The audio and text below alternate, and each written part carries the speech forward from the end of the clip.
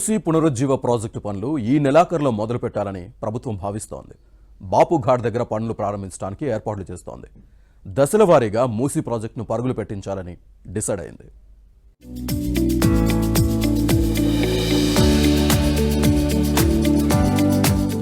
మూసీ పునరుజ్జీవ ప్రాజెక్టును రేవంత్ రెడ్డి సర్కార్ ప్రతిష్టాత్మకంగా తీసుకుంది. వీలైనంత త్వరగా ప్రాజెక్టును పట్టాలెక్కించాలని డిసైడ్ అయింది. ఫిబ్రవరి నెలాఖరుకు బాపుఘాట్ దగ్గర పనులు ప్రారంభించడానికి కసరత్తు వేగం చేసింది. ఇప్పటికే బాపుఘాట్ డెవలప్మెంట్ పనులను డిపిఆర్ పూర్తయింది.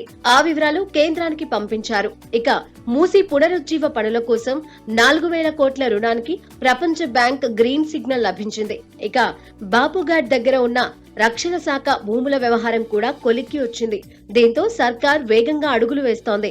ఫిబ్రవరిలో పనులు ప్రారంభించి ఈ ఏడాది బాపుఘాట్ దగ్గర 90% పనులను పూర్తి చేయాలని ప్రభుత్వం టార్గెట్ గా పెట్టుకుంది. మిగిలిన పనులు విడతల వారీగా చేయాలని ప్లాన్ చేస్తోంది.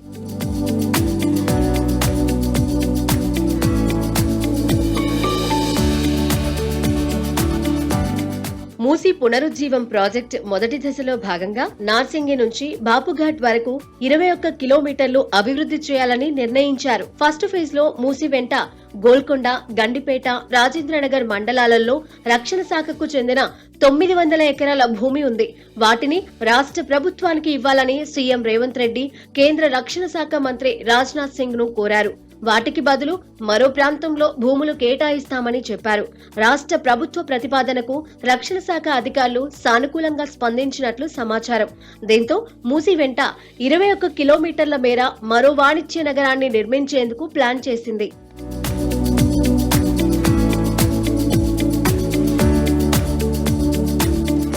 మొదటి దశ పనులకు 5,863 కోట్లు అవసరమని అంచనా వేశారు. అందులో 4,100 కోట్లు ప్రపంచ బ్యాంకు నుంచి రుణం తీసుకుని మిగిలిన 1,763 కోట్లను రాష్ట్ర ప్రభుత్వమే భరించనుంది. ఫేజ్ 2లో నాగోల్ నుంచి బాచారం వరకు అభివృద్ధి చేయనున్నారు. ఇక మూసీ పునరుజ్జీవం పూర్తి చేసేందుకు పబ్లిక్ పీపీపీ పద్ధతిలో పర్యాటకం, ఆతిథ్యం, స్థిరాస్తి రంగాల నుంచి కార్పొరేట్ సోషల్ రెస్పాన్సిబిలిటీ కింద నిధులను సమీకరించాలని ప్రభుత్వం భావిస్తోంది. ఆయా నిధులను సమకూర్చే సంస్థలకు గ్రీన్ బాండ్లను జారీ చేయనున్నట్లు టాక్. మూసీ చుట్టూ ఉమ్మడి అభివృద్ధి ప్రాజెక్ట్, రియల్ ఎస్టేట్ అభివృద్ధి, స్పాన్సర్షిప్లు, టూరిజంతో ఆదాయ వనరులను సృష్టించడం లక్ష్యంగా పెట్టుకుంది రేవంత్ సర్కార్.